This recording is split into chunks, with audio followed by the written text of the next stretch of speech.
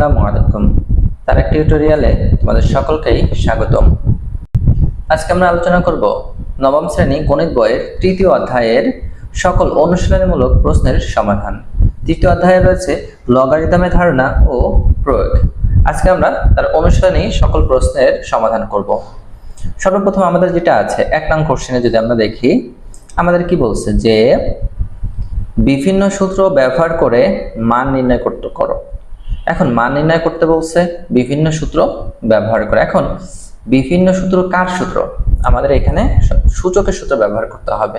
তাহলে সূচকের যে সূত্রগুলো আমরা অনেকগুলো সূত্র পেয়েছি, সেই সূত্র ব্যবহার করে আমাদের কি কাজ করতে হবে? এই সমাধানটা একের 2 × √³ of 343 plus 2 √5 of 243 minus 12 √6 of 64 এটা রয়েছে। এখন এটাকে আমরা সমাধান যদি করি সূত্র ফেলানোর জন্য 2 জায়গায় থেকে গেছে।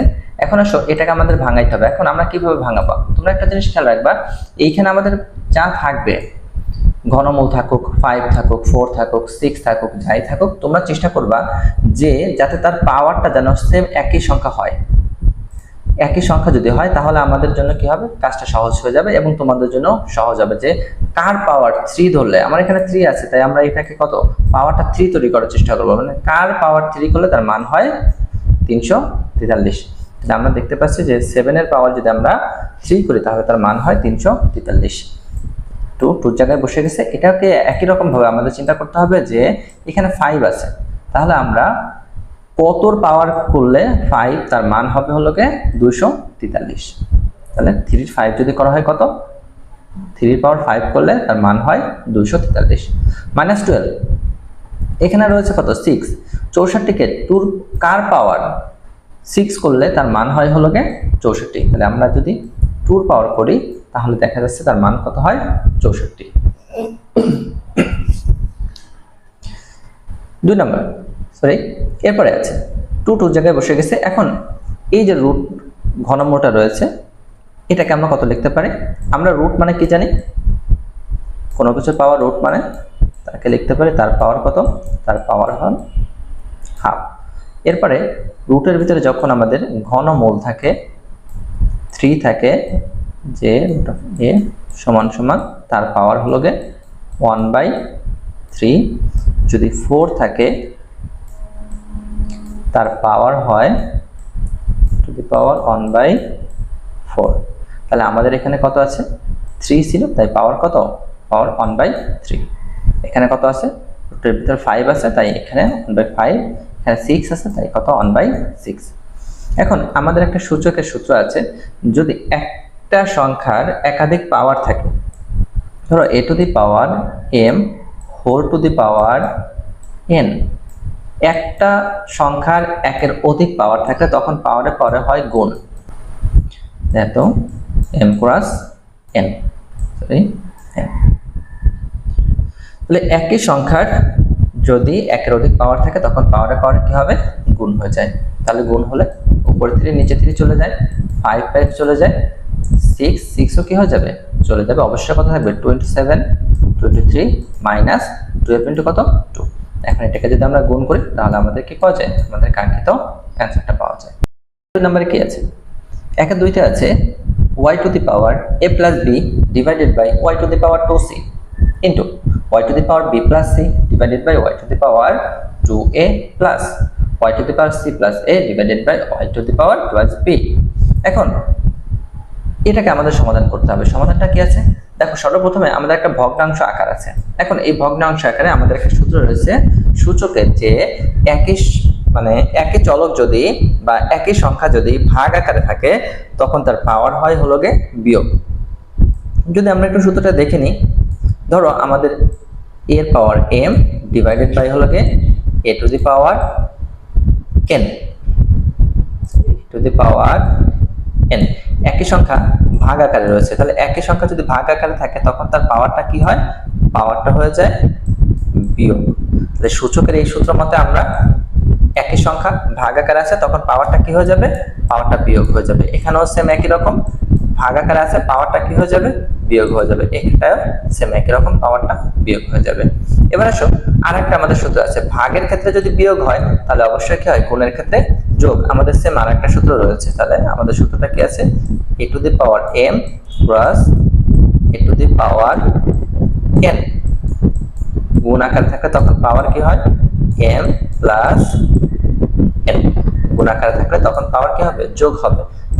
y y এবং y পর্যায়ক্রমে কি আছে, গুণ আকার আছে, তখন তার যতগুলো পাওয়ার আছে সবগুলো পাওয়ারটা কি হয়ে যাবে, যোগ হয়ে যাবে। যোগ হলে চিহ্নের কোনো পরিবর্তন হয় না, যা আছে সেম টু সেম বসে যাচ্ছে। এবার দেখো এখানে একটা a আর a মানে 2a, এখানে b প্লাস এখানে b আছে এবং এখানে b, তারপরে 2b, আমাকে c আছে প্লাস c 2c, বাকি কি আছে আমাদের twice a minus 2b minus কত 2c, তাই বসিয়ে দিলাম। এখন যদি আমরা কাটাকাটি করি 2a minus 2a 2b minus 2b 2c minus 2c চলে যায়, অবশ্য কিছুই থাকে না, তার মানে পাওয়ার কত 0।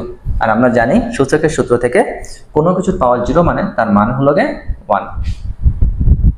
এটা হলো আমাদের 1 এর 2 এর সমাধান। এরপরে আছে কি 2 নম্বরে কি আছে, z to the power a divided by হলো কত z to the power b, তার আবার কি হোল টু দি পাওয়ার একটা পাওয়ার। একই রকম ভাবে এটাও একটা পদ রয়েছে, এটাও কি আলাদা একটা পদ আছে। এখন সর্বপ্রথমে আমরা ব্র্যাকেট অংশটুকু কাজ করতে পারি। তো ব্র্যাকেটের অংশের ভিতরে আমরা দেখতে পাচ্ছি যে একই সংখ্যা কি আছে, সেম আগেরটার মতন ভাগ আকারে আছে। তো ভাগ আকারে থাকলে আমরা জানি কি হয়, পাওয়ার বিয়োগ হয়। তাহলে কি হলো, পাওয়ার a নিচে কত আছে, পাওয়ার আছে b, তাহলে bটা কি হবে, বিয়োগ হয়ে যাবে। আর এটা যা আছে তাই থেকে এখানেও সেম একই রকম b মাইনাস কত c, কারণ কি c পাওয়ারে আছে তাই c কি হয়ে যাবে, বিয়োগ হয়ে যাবে। এখানে কত a আছে তাই এটা কি হয়ে যাবে, বিয়োগ হয়ে যাবে, বাদ বাকি কোনো পরিবর্তন নাই। এরপরে আবার আরেকটা নতুন সূত্র হিসেবে আমাদের যেটা একটু আগেই আমরা করে আসছি, যদি একটা সংখ্যার একাধিক পাওয়ার থাকে সেক্ষেত্রে কি হয়, পাওয়ারে পাওয়ারে গুণ হয়। দেখো এখানে z এর পাওয়ার a মাইনাস b, একই রকম ভাবে তার আবার হোল পাওয়ার রয়েছে কত a প্লাস b মাইনাস কত c, তখন সে পাওয়ারে পাওয়ারে কি হয়, পাওয়ারে পাওয়ারে গুণ হয়। তাহলে গুণ হলে আমরা জানি কোনো একটা সংখ্যা শুধু গুণ থাকে না, সকলেই সবার সাথে গুণ থাকে। তার মানে এর সাথে এর গুণ আছে, এর সাথে বির গুণ আছে, এর সাথে আবার কার আছে, সির গুণ আছে। তাহলে এর সাথে এ গুণ করলে এ স্কয়ার, এর সাথে বির গুণ করলে এ বি, আর যদি এর সাথে কত সির গুণ করা হয় প্লাস মাইনাস মাইনাস এস। একই রকম ভাবে বির সাথে রয়েছে plus minus minus A B minus plus minus minus B into B মানে বি স্কয়ার, তারপর minus minus plus B C. পরের গুলো করা হয়েছে আমাদের সেম একই রকম ভাবে আমরা কি করেছি, ক্যালকুলেশনটা করে দিয়েছি। এরপরে কি আছে দেখো, জেড জেড একই সংখ্যা পর্যায়ক্রমে কি আছে, গুণ আকারে আছে। তাহলে আমরা যদি তার আগে যদি আরেকটা লাইন দেখি, আমরা এখানে আমাদের একটু কাটাকাটি হয়। দেখো এখানে A B plus A B minus চলে যায়, BC plus BC minus AC plus AC minus, অবশিষ্ট যা আছে আমরা বসিয়ে দিয়েছি। এবার একই সংখ্যা গুণ আকারে আছে, তাহলে একই সংখ্যা যদি গুণ আকারে থাকে সেক্ষেত্রে পাওয়ার কি হয়, পাওয়ার হয়ে যায় সবগুলো কি হয়, যোগ হয়। একই সংখ্যা গুণ আকারে থাকলে পাওয়ার যোগ হয়, তাহলে যোগ হলে চিহ্নের কোনো পরিবর্তন হয় না, যা আছে একই রকম ভাবে বসে যায়। আমরা কি করলাম, যা আছে একই রকম ভাবে বসিয়ে দিলাম, মানের কোনো পরিবর্তন নাই। তো দেখো এ স্কয়ার প্লাস আর এ স্কয়ার কত মাইনাস চলে যায়, এসি এসি কি মাইনাস, আর এখানে রয়েছে কি AC plus, B square minus B square কি প্লাস চলে যায়, বিসি প্লাস আর বিআরসি কি মাইনাস চলে যায়, AB minus AB plus C square minus C square plus, কোনো কিছুই থাকে না, তার মানে পাওয়ার কত 0, কোনো কিছুর পাওয়ার 0 মানে তার মান কত জানি আমরা 1। 3 নম্বর প্রশ্ন আমাদের কি বলছে, নিচের সূচক সমতাকে লগের মাধ্যমে প্রকাশ করো এবং বৈজ্ঞানিক ডিভাইস ব্যবহার করে এক্স এর মান বের করো। তার মানে নিচের সূচক সমতাকে কি করতে বলছে, লগের মাধ্যমে। আমাদের এইটা যে অঙ্কগুলো রয়েছে এগুলো সব সূচকীয় আকার রয়েছে। এখন এই সূচকীয় আকারটাকে আমাদের কিসে প্রকাশ করতে হবে, লগারিদমে প্রকাশ করতে হবে এবং বৈজ্ঞানিক ডিভাইসের ব্যবহার করে তার মানকে নির্ণয় করতে হবে। তো আমরা প্রথম সেশনের দিকে, আমরা এই অধ্যায়ে যখন প্রথম সেশন করেছিলাম তখন আমরা বৈজ্ঞানিক ডিভাইসের ব্যবহার প্লাস বৈজ্ঞানিক ডিভাইসের ব্যবহারের সাথে সাথে আমরা সূচকীয় ফাংশন থেকে লগারিদমীয় ফাংশন এবং লগারিদমীয় ফাংশন থেকে সূচকীয় ফাংশনটা করে দেওয়া আছে। তো তোমাদের যদি ক্লিয়ার থাকে তাহলে তো আলহামদুলিল্লাহ খুবই ভালো। আর যদি তোমাদের কোনো সমস্যা থাকে তাহলে তোমরা আরেকবার কি করবে, তোমরা একটু দেখে নিবে, তাহলে তোমাদের ক্লিয়ার হয়ে যাবে যে কিভাবে সূচকীয় ফাংশন থেকে লগারিদমের ফাংশনে যেতে হয় এবং লগারিদমের ফাংশন থেকে সূচকীয় ফাংশনে যেতে হয়। 3 কি আছে, 2 টু দি পাওয়ার x সমান কত, 64। তাহলে এটাকে আমাদের কি কাজ করতে হবে, লগারিদমীয় আকারে প্রকাশ করতে হবে। সূচকীয় আকার রয়েছে, সূচকীয় আকার থেকে কিছু প্রকাশ করতে হবে লগারিদমীয় আকার। তাহলে লগারিদমীয় আকার গেলে তখন কি হয়, আমাদের এই x কে বের করতে হবে, সূচকটাকে মানে প্রকাশ করতে হবে। তাহলে সূচক বসে গেছে, এই যে যার পাওয়ার ছিল সে কোথায় যায়, সে চলে যায় লগের ভিত্তিতে, আর এই পাশে যেটা ছিল ও হবে কি তার মানে চলে যাচ্ছে, মানে আমরা এটাকে বলি কি আর্গুমেন্ট। এই আর্গুমেন্টের স্থানে কি এই মানটা চলে যাচ্ছে। তাহলে এখন এটাকে কি কাজ করতে হবে, এটাকে ভাঙাইতে হবে। এখন এই ভাঙানোটা তোমরা আরেকটু খেয়াল রাখবা, এই ভাঙানোটা আমরা সবসময় খেয়াল করবো এই ভিত্তি অনুসারে। ভিত্তিতে যা আছে তুমি চেষ্টা করবা ওই সংখ্যাই তৈরি করার। আমার এখানে 2 আছে, তাহলে আমি এটাকে 2 তৈরি করার চেষ্টা করব, 2 পাওয়ার কোনো কিছু তৈরি করার চেষ্টা করব, তাহলে আমাদের জন্য সহজ হয়ে যাবে। 2 পাওয়ার কত করলে পরে আমার মান হবে 64।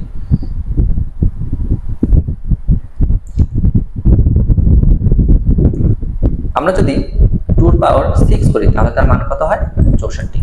আমরা যদি সূচকের একটা সূত্র দেখে নিই, log a m two the power r, যদি পাওয়ার আকারে থাকে তখন পাওয়ারটা প্রথমে চলে আসে, তাহলে r log a m। তাহলে এই সূত্র মতে আমাদের 6 কোথায় আছে, 6 আছে পাওয়ারে। তাহলে পাওয়ারে থাকলে তখন পাওয়ারটা কোথায় চলে আসে, পাওয়ারটা প্রথমে চলে আসে, তাহলে 6 চলে আসলো, log 2 অফ কত 2 থেকে যায়। এখন আমাদের আরেকটা সূত্র আছে log এর, যে log a অফ a তার মান হলো কত 1। তাহলে এইটার মান কত হয়ে যাবে, এটুকুর মান হলো 1। তাহলে 6 এটাই হলো কি আমাদের অ্যান্সার।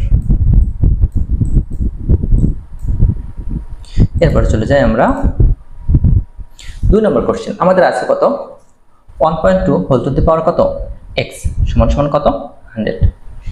তাহলে এটাকে আমাদের কি কাজ করতে হবে, সূচকীয় ফাংশনে রয়েছে, যা আমাদের কি কাজ করতে হবে, লগারিদমীয় ফাংশনে প্রকাশ করতে হবে। তো লগারিদমীয় ফাংশনে আমাদের প্রকাশ করতে হলে তখন পাওয়ারটা কোথায় চলে আসবে, আমাদের মানটা এই x এর মানটাকে বের করতে হবে। আর এটা কোথায় চলে যাবে, এটা চলে যাবে ভিত্তিতে, আর 100 যায় কোথায়, আর্গুমেন্টের স্থানে চলে যায়। এটা চলে আসলো। এখন আমরা বৈজ্ঞানিক ক্যালকুলেটর বা বৈজ্ঞানিক ডিভাইস ব্যবহার করে আমরা কি করব, এটাকে ক্যালকুলেট করব। তো ক্যালকুলেট করলে আমাদের একটা কি এরকম একটা মান চলে আসে, যাকে প্রায় কাছাকাছি তার সমান, মানে x এর মান কত প্রায় কাছাকাছি। এটা তোমরা আশা করি খুব সহজে পারবে। এরপর 3 নম্বরে রয়েছে, 3 নম্বরে আমাদের কত 7 টু দি পাওয়ার x সমান কত 5। এটাকে আমাদের কি কাজ করতে হবে, সূচকীয় আকার রয়েছে, এটাকে আমাদের লগারিদমীয় আকারে ফার্স্টে প্রকাশ করতে হবে। তাহলে লগারিদম আকারে প্রকাশ করলে x সমান 7 চলে যাবে কোথায়, ভিত্তিতে। log 7 অফ কত 5। তাহলে কত log 7 অফ 5 বা x থেকে গেছে। তাহলে এটাকে যদি আমরা একরকম ভাবে ডিভাইসের মাধ্যমে ব্যবহার করে মান বের করি, তাহলে আমাদের কি পাওয়া যাবে, একটা কাঙ্ক্ষিত মান পাওয়া যাবে, যাকে প্রায় এটার কাছাকাছি। তাহলে x এর মান কত 0.83 প্রায়। 4 নম্বর আমাদের আছে কত 2/3 whole to the power x সমান কত 7। তাহলে আমাদের যে চলক আছে এই x এর মানকে বের করতে বলছে, তাহলে এটা আমাদেরও সূচকীয় আকার, এটাকে কিসে প্রকাশ করতে হবে, লগারিদমীয় আকারে প্রকাশ করতে হবে। লগারিদমীয় আকারে যদি আমরা প্রকাশ করি তাহলে আমাদের কত থাকবে, x বসে গেল, আর কত এটা কোথায় চলে যাবে, এটা চলে যাবে ভিত্তিতে। তাহলে ভিত্তিতে চলে আসলো অফ কত 7। তাহলে এটাকেও যদি আমরা কি করি, ক্যালকুলেশন করি, তাহলে আমাদের একটা মান আসবে, যার মানটা হবে কত নেগেটিভ একটা মান আসবে যদি লগারিদম করা হয়, কত -4.7992। তাহলে এটা কার সমান, প্রায় 884 -4.8 এর কাছাকাছি প্রায়, তার মান x এর মান 4.8 -4.8 প্রায়। এরপরে 4 নম্বরে কি বলছে, 10% চক্রবৃদ্ধি মুনাফা হারে চক্রবৃদ্ধি মূলধন কত বছরে 3 গুণ হবে। তাহলে আমাদের 10% চক্রবৃদ্ধি মুনাফার কথা বলা হচ্ছে। আমরা মুনাফাকে আমাদের এখানে লাভ হচ্ছে, তাহলে এটা কত পার্সেন্ট হারে, তার মানে হারটা কি দ্বারা প্রকাশ করা হয়, আমাদের হার দ্বারা প্রকাশ করা হয়। এবং আমাদের কত গুণ কত বছরে সময়ের কথা বলে দিচ্ছে, যে চক্রবৃদ্ধি মূলধন কত বছরে কি হবে, কত বছরে গুণ হবে, তার মানে কত বছর? আমাকে সময়টাকে বের করতে বলছে, সময়, আমাদের সময়টাকে বের করতে হবে। সময়টা সমান সমান কত, এটা আমাদের কি কাজ করতে হবে? বের করতে হবে। যা কি বলছে মূলধনের 3 গুণ। তাহলে আমরা ধরলাম মূলধন যদি ধরে নাও যদি পি হয়, যদি মূলধন পি হয়, যেহেতু আমাদের কোনো মূলধন দেওয়া নাই, তাহলে নির্দিষ্ট সময় পরে তার আকারটা কত হবে? 3 গুণ, তার মানে কত? 3 অফ পি। তাহলে আমরা চলে যাই এর সমাধানটা যদি আমরা একটু দেখে নিই। 4 নম্বরে তাহলে চক্রবৃদ্ধি মুনাফায় তাহলে সর্বপ্রথম আছে প্রারম্ভিক মূলধন। তাহলে আমাদের প্রাথমিক কি কোনো মূলধন দেওয়া আছে? না, আমাদের প্রাথমিক কোনো মূলধন নাই, তার কারণে আমরা ধরে নিলাম কত? প্রাথমিক মূলধন পি।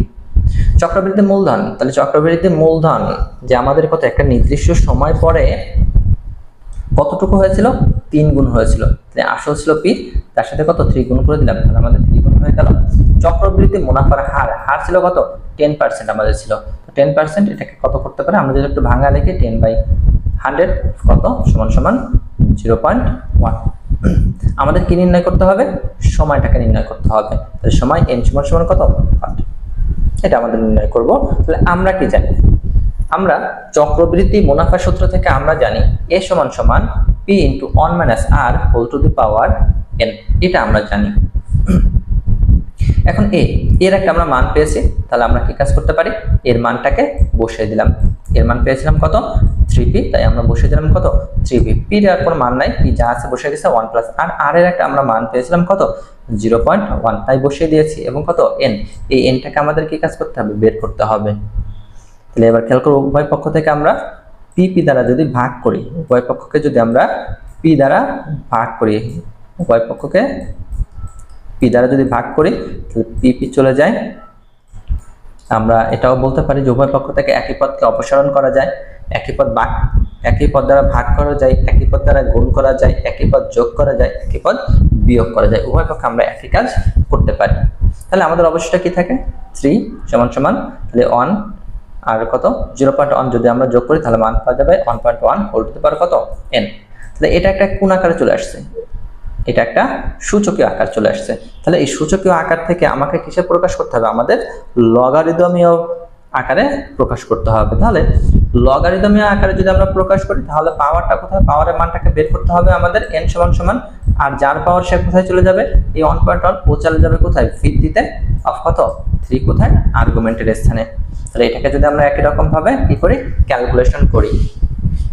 আমরা যদি ক্যালকুলেটর করে ক্যালকুলেটরের মানটাকে চাপ দিই, বের করি, তাহলে আমাদের এরকম একটা মান চলে আসবে, যা কি প্রায় 12-র কাছাকাছি।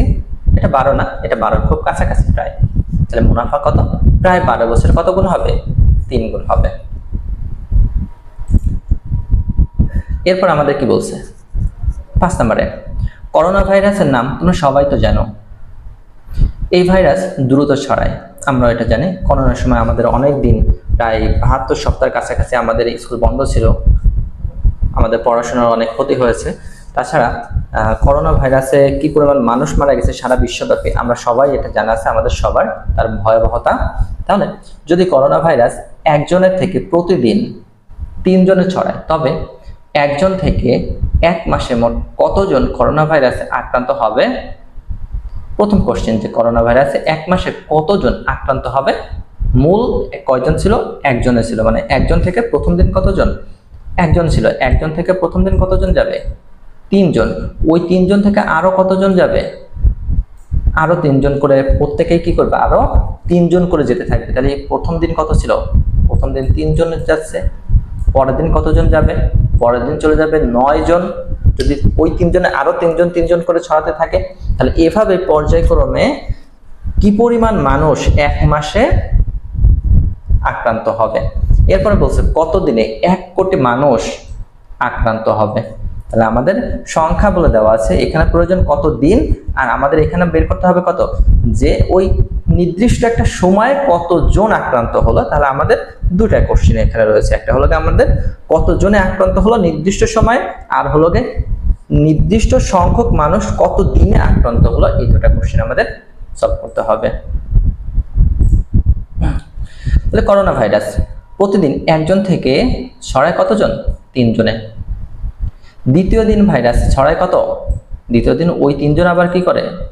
আরো 3 জনের কাছে ছড়িয়ে দেয়, প্রত্যেকেই 3 জনের কাছে ছড়ায়। 3 জনকে যদি ছড়ায় তাহলে 3 × কতজন? 9 জন। তাহলে করোনা ভাইরাসে আক্রান্ত রোগীর সংখ্যা সূচকের মাধ্যমে কি করা যায়? যদি আমরা সূচকের মাধ্যমে প্রকাশ করি তাহলে প্রথম দিনে দেখো করোনা ভাইরাসে ছড়ায় কত? 1 × কত? 3 টু দি পাওয়ার কত? 1, মানে কত? 3 জন। আমাদের পরের বার 3 × 3 ছিল, তাহলে সে কত? 3 এর স্কয়ার আমরা গুণ, এটাকে 3 × 3 মানে এটাকে কত বলতে পারি? 3 এর স্কয়ার। তাহলে 1 × কত? 3 এর স্কয়ার সমান কত? 9 জন। এভাবে কত? তৃতীয় দিনে কতজন? তাহলে 3 এর পাওয়ার কিউব, মানে 27 জন। এরপর চতুর্থ দিনে 3 পাওয়ার কত? 4, মানে কতজন? 81 জন। একইভাবে যদি আমরা 30তম দিনে আসি তখন তার মানটা কত পাওয়া যাবে? 1 × 3 টু দি পাওয়ার 30, মানে এটা কি বৃহৎ একটা মান, অনেক বড় একটা মান। তার কারণে আমরা কি করলাম? আমরা একটু গুণ আকারে, পাওয়ার আকারে রেখে দিলাম যে 2.0589 × 10 টু দি পাওয়ার 14 জন। এখন 30তম দিনে এসে যদি এতজন আক্রান্ত হয় তাহলে n তম দিনে করোনা ভাইরাসে আক্রান্ত হবে কতজন? তাহলে অবশ্যই কত? 3 টু দি পাওয়ার কত? n জন। কারণ দেখো এখানে যখন একজন ছিল কত? 3 টু দি পাওয়ার 1, যখন 2 জন ছিল তখন 3 টু দি পাওয়ার 2, যখন 3 জন ছিল তখন 3 টু দি পাওয়ার 3, যখন 4 জন ছিল একই রকম হবে, যখন 30 জন ছিল তখন 3 টু দি পাওয়ার কত? 30। তাহলে n তম দিনে এসে আক্রান্ত হবে কত? 3 টু দি পাওয়ার n। ওকে, তাহলে এবার ধরি কত দিনে 1 কোটি মানুষ আক্রান্ত হচ্ছিল। তাহলে ধরলাম n দিনে 1 কোটি মানুষ করোনা ভাইরাসে কি হয়? আক্রান্ত হয়। অর্থাৎ তাহলে কত? 1 কোটি সমান কত? 3 টু দি পাওয়ার কত? n। তাহলে এটাকে আমরা কি সূচকীয় আকারে রয়েছে, তাহলে সূচকীয় আকার থেকে আমরা কিসে প্রকাশ করতে পারি? লগারিদমীয় আকারে প্রকাশ করতে পারি। তাহলে লগারিদমীয় আকারে যদি আমরা প্রকাশ করি তাহলে আমরা কি পাবো? আমরা যদি দেখি nটা পাওয়ার আগে চলে আসতেছে, এটা কোথায় চলে যাবে? এটা চলে যাবে লগের ভিত্তি, এবং এটা কোথায়? লগের আর্গুমেন্ট। তাহলে এটাকে যদি আমরা কি কাজ করি? একই রকম ভাবে বৈজ্ঞানিক ক্যালকুলেটর ব্যবহার করে মান করি তাহলে আমরা একটা মান পাবো n সমান 14.67। অর্থাৎ n সমান কত পাওয়া যাচ্ছে? এটা প্রায় 15 দিনের কাছাকাছি প্রায়। অর্থাৎ কত? 15তম দিনে 1 কোটি মানুষ আক্রান্ত হবে। এরপরে কি আছে? এরপরে 6 নম্বরে রয়েছে সেতুর চাচার 3 বিঘা জমি আছে। তিনি তার জমির উর্বরতা ঠিক রাখার জন্য প্রতি বছর 30 কেজি জৈব সার প্রয়োগ করেন। প্রতি কেজি সারে যদি প্রতি কাঠা জমির উর্বরতা 3% বৃদ্ধি করে তবে সেতুর চাচার জমির অবচয় বের করো। তিনি যদি জমির সার প্রয়োগ না করতেন তাহলে কত বছর পরে তার জমিতে আর কোনো ফসল হবে না। তার মানে আমাদের এখানে অবচয় সূত্র থেকে, তার মানে যেখানে কি হয়? উর্বরতা একটা হলো গিয়ে বৃদ্ধি পায় আর একটা হলো গিয়ে কি কমে যায়। যেখানে ছিল আমাদের বৃদ্ধি পাওয়াটা সেখানে আমরা বলি কি চক্রবৃদ্ধি মুনাফা, আর যেখানে কমে যায় যে কোনো জিনিস, অর্থ হতে পারে, তোমার তীব্রতা হতে পারে, অথবা জমির উর্বরতা হতে পারে, যে কোনো ক্ষেত্রে আমাদের এই করতে পারে, বলতে পারে এটা হলো গিয়ে কিসের ক্ষেত্রে? যখন কমে যায় তখন হলো গিয়ে অবচয়। তাহলে আমরা যদি এটাকে দেখে নিই যে তাহলে সর্বপ্রথম 1 বিঘা, আমরা জানি 1 বিঘা জমির কথা বলা আছে, তাহলে 1 বিঘা মানে কত? 20 কাঠা। তাহলে 3 বিঘা মানে আমাদের কতটুকু? আমাকে এটা বের করে নিতে হবে। 3 বিঘা মানে কত? 3 × 60 কাঠা। এবার প্রথমত আসি, 1 কাঠায় 3% উর্বরতা বৃদ্ধি করতে সার লাগে কতটুকু? 1 কেজি। তাহলে 60 কাঠায় কতটুকু লাগবে? তাহলে অবশ্যই কি হবে? গুণ হয়ে যাবে। তাহলে 1 × কত? 60। এখন আসি 60 কেজি সারে উর্বরতা বৃদ্ধি পায় কতটুকু? 3% পরিমাণ বৃদ্ধি পায়। তাহলে 30 কেজি সারে কতটুকু পরিমাণ উর্বরতা বৃদ্ধি পাবে? তাহলে কত? তাহলে 60 যদি কত হয়? 3%, তাহলে 1-এ কতটুকু হবে বলো তো? 1-এ যদি হয় তাহলে 1-এ কি হয়? কম হয় না? কম হলে তখন কি হয়ে যায়? ভাগ হয়ে যায়। তার মানে 1-এ তখন কত হবে? 30% ডিভাইডেড বাই কত? 60। তাহলে 1-এ যদি ভাগ হয় তাহলে তখন কত? বেশি মানে কত? 30 তখন বেশি হলে তখন কি হয়ে যাবে? গুণ হয়ে যাবে। তখন এটাকে আমরা কাটাকাটি করতে পারি। তো এটাকে আমরা যদি টোটালি ক্যালকুলেশন করি তাহলে একটা মান পাওয়া যাবে কত, 1.5%, বা এটাকে লেখা যায় কত, 0.015। এবার আসি, যদি সার প্রয়োগ না করা হয় তবে উর্বরতা কি পাবে, হ্রাস পাবে। কতটুকু হ্রাস পাবে, এতটুকু হারে কি হবে আমাদের হ্রাস পাবে। তাহলে হ্রাস পাওয়ার ক্ষেত্রে অবচয় সূত্র থেকে আমরা কি জানি, অবচয় সূত্রটা হলো গে পিটি সমান সমান P into 1 minus r whole to the power of T, যেখানে টি হলো গে সময়কাল। কতটুকু সময়কালের কথা আমাদের বলে দেওয়া আছে, আমাদের প্রশ্ন বলে দেওয়া আছে 1 বছর সময়কাল বলে দেওয়া আছে। এবং উর্বরতা হ্রাসের হার আছে, আমাদের কতটুকু কি হারে আমাদের এটা কমে যাচ্ছে, কতটুকু হারে কমে যাচ্ছে আমাদের 0.015% আকারে। যদি প্রাথমিক যে উর্বরতা ছিল, প্রাথমিক উর্বরতা কত, একদম 100-এ 100, মানে সম্পূর্ণ অংশ কি ছিল আমাদের উর্বরতা ছিল। তাহলে পি অফ টি, এখন পিটি আমার থেকে গেছে, পির পরিবর্তে তার মানটাকে বসিয়ে দিলাম 1 মাইনাস কত, 0.015 হোল টু দি পাওয়ার কত, টির মান 1 বসিয়ে দেওয়া হচ্ছে। এখন এইটার সাথে যদি আমরা যে মানটা পাওয়া যাবে, যদি আমরা এটাকে কি করি, গুণ করি, তাহলে আমাদের কি একটা মান পাওয়া যাবে। তার মানে জমির অবচয় কি কত, 98.5।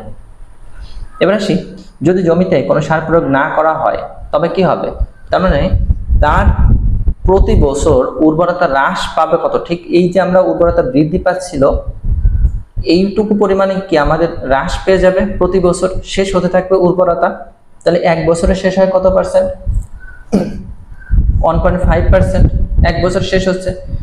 তাহলে এত পার্সেন্ট মানে 1% কতটুকু সময় শেষ হবে, তাহলে 1% কি কম হলে তখন কি হয়ে যায়, ভাগ হয়ে যায়। তাহলে 100% শেষ হবে কত সময় পরে, তাহলে আমরা 100, এটা বেশি হলে তখন কি হয়ে যায়, গুণ হয়ে যায়, তখন গুণ হয়ে গেল। তাহলে এটাকে যদি আমরা ভাগ করি তাহলে 67 বছর। তার মানে আমাদের যে সুতরাং কত, এত বছর প্রায় 67 বছরের কাছাকাছি প্রায়। সুতরাং জমির অবচয় কত, 98.5, এবং জমিতে সার প্রয়োগ যদি না করা হলে কত বছর পরে, 67 বছর পরে জমিতে আর কোনো ফসল ফলবে না।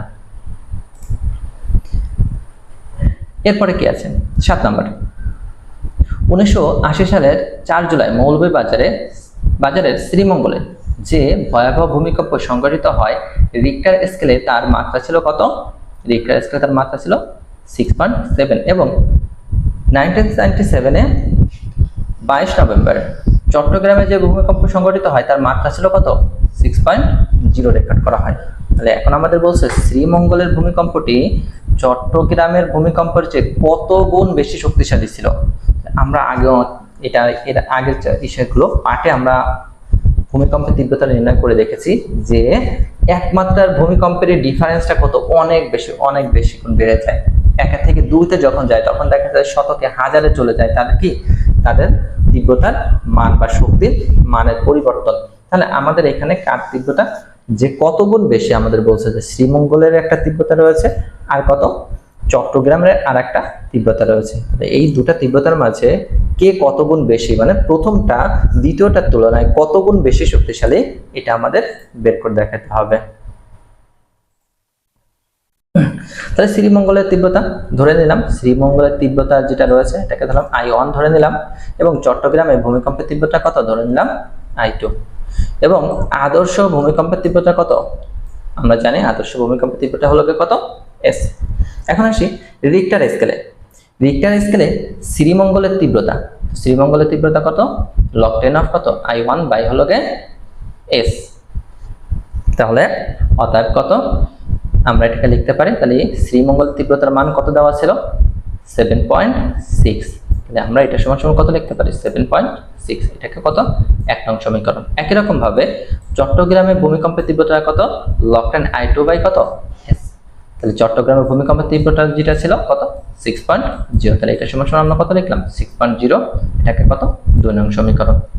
এখন 1 নং হতে যদি আমরা কত, 2 নংকে বিয়োগ করি, তাহলে 1 নং সমীকরণ থেকে কত করলাম, 2 নংকে বিয়োগ করলাম একই রকম।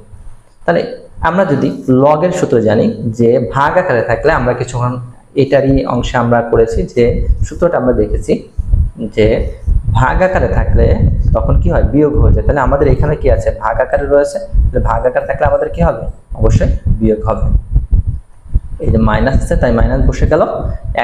এখানে একই রকম ভাবে এখানেও কি আছে, ভাগ আকার আছে তাই কি হয়ে গেছে, এটা বিয়োগ হয়ে গেছে, সমান সমান এটা বিয়োগ করে দিলাম 1.6। এখন আমরা ব্র্যাকেটটা যদি তুলে ফেলি তাহলে এটা যা আছে তাই বসে গেল। এখানে মাইনাসের কারণে কি হবে, চিহ্নগুলোর পরিবর্তন, প্লাসটা মাইনাস হয়ে গেছে, মাইনাসটা প্লাস হয়ে গেছে, সমান সমান 1.6। এবং log 10 অফ s প্লাস আর log 10 অফ s মাইনাস চলে গেল, অবশিষ্ট কত থাকে log 10 i মাইনাস কত, sorry log 10 i1 minus log 10 i2। এখন আমরা দেখতে পাচ্ছি এটা রয়েছে। এখন এটা আবার একটা সূত্রের আকার, যে আমাদের যে সূত্রটা ছিল, যদি আমরা একটু দেখে নিই, আমাদের ছিল হলো কি log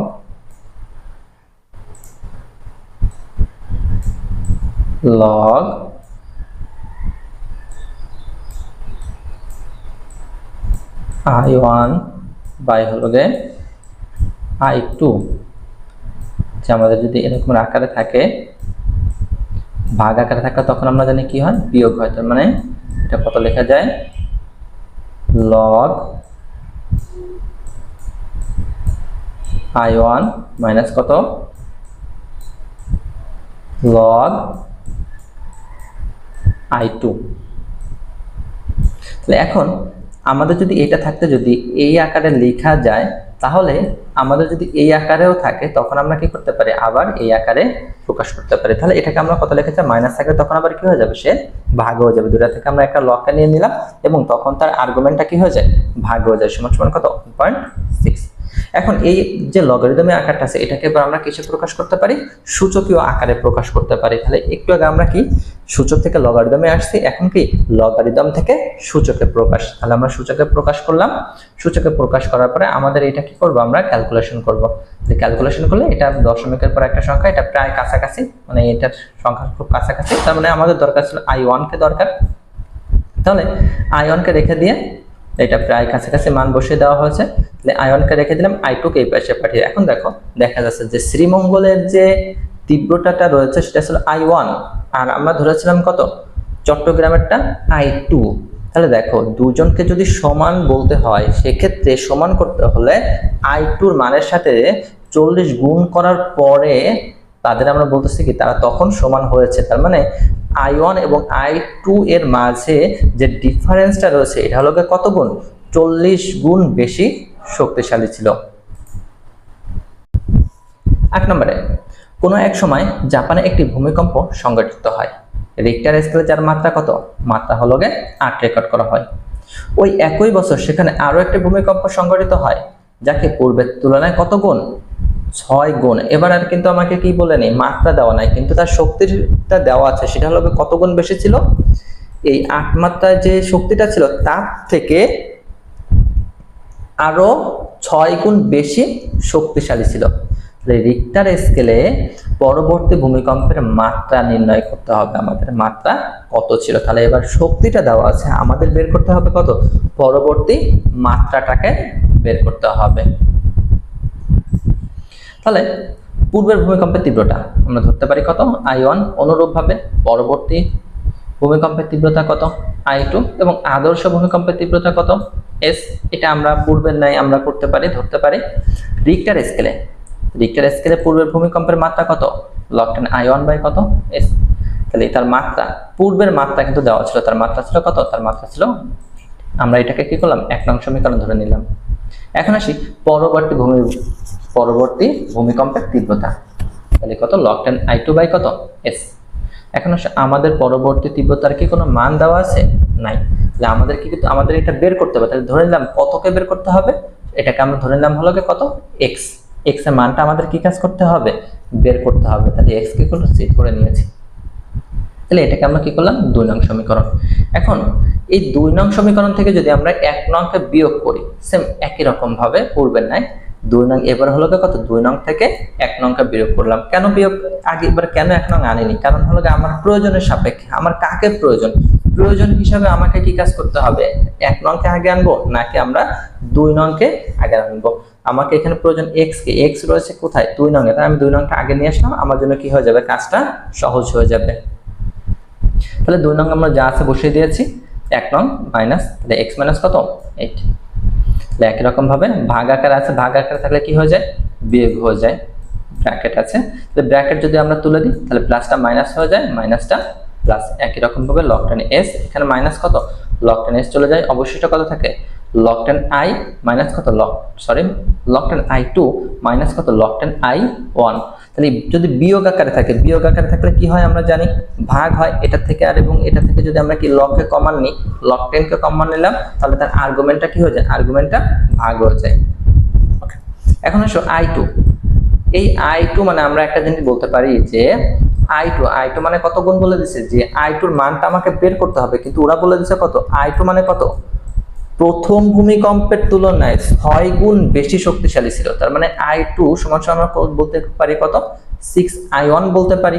তাহলে আই এর পরিবর্তে কত আই টুর পরিবর্তে আমরা কত বলতে পারি 6i1 ডিভাইডেড বাই কত i1। দেখো এখানে i1 আছে, i1 চলে যায়, অবশিষ্ট কত থাকে log 10 অফ কত 6। আমরা যদি এটাকে কি করি পার্শ্ব পরিবর্তন করি, ডানেরটা বামে বামেরটা ডানে, এবং একই সাথে আমরা এটাকে কি কাজ করেছি ক্যালকুলেটরের মাধ্যমে আমরা এই মানটাকে বের করে নিয়েছি। তাহলে আমরা কি পাবো একটা মান পাবো। যাকে এবার 8টাকে কি করলাম এপাশে পাঠিয়ে দিলাম, এটাকে এপাশে পাঠিয়ে দিলাম, এবং এটাকে কি করলাম যোগ করে দিলাম। এটা প্রায় কাছাকাছি, এর প্রায় কাছাকাছি। রিক্টার স্কেলের পরবর্তী যে ভূমিকম্পের মাত্রা ছিল কত 8.78। তাহলে 8.78। আমাদের প্রথম যে ভূমিকম্পের তীব্রতা কত ছিল, এটা ছিল 8 মাত্রার ভূমিকম্প, আর পরবর্তীতে কত আসছে 8.78। তাহলে আমাদের এটা ছিল তার কি তার মাত্রা। এরপরে কি আছে, এরপর আমাদের বলছে 1999 সালের জুলাই মাসে কক্সবাজারের মহেশখালীতে যে ভূমিকম্প হয় তার মাত্রা রেকর্ড করা হয়েছিল কত 5.2। এবং 2023 সালের ফেব্রুয়ারিতে তুরস্কের দক্ষিণাংশে যে ভয়াবহ ভূমিকম্প সংঘটিত হয় তা মহেশখালীর ভূমিকম্পের তীব্রতার চেয়ে কত গুণ ছিল 398 গুণ বেশি শক্তিশালী। তাহলে তুরস্কের দক্ষিণাংশ ভূমিকম্পের মাত্রা কত ছিল, তাহলে আমাদের কি করতে হবে তুরস্কের যে দক্ষিণাংশের ভূমিকম্পের মাত্রাটাকে নির্ণয় করতে হবে। তাহলে মহেশখালীর ভূমিকম্পের তীব্রতা কত ধরে নিলাম i1, এবং তুরস্কের ভূমিকম্পের তীব্রতা কত i2। অনুরূপভাবে আদর্শ ভূমিকম্পের তীব্রতা কত s।